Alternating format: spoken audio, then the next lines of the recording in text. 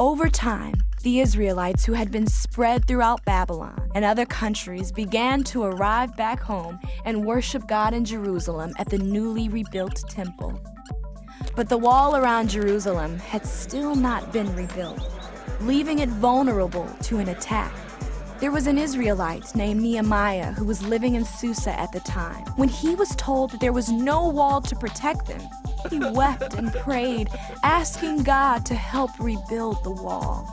Nehemiah returned to Jerusalem and gathered the priests and officials and told them of his plan. The plan worked, and the wall was rebuilt in only 52 days. Nehemiah wanted to make sure the Israelites were not only safe, but worshiped God with their whole lives. So after the wall was completed, he gathered all of the Israelites, and the priest Ezra read to them from the book of Moses. The people understood that they were not currently living God's ways, so they began to weep. But Ezra stopped them, instructing them to instead celebrate all that God had done and return to God's ways. So the Israelites did what Ezra said and began to party.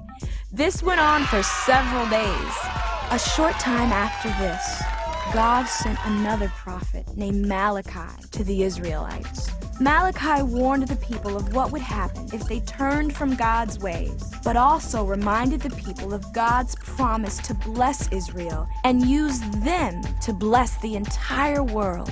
After Malachi, God did not speak to the Israelites through a prophet for 400 years, but God would not be silent forever.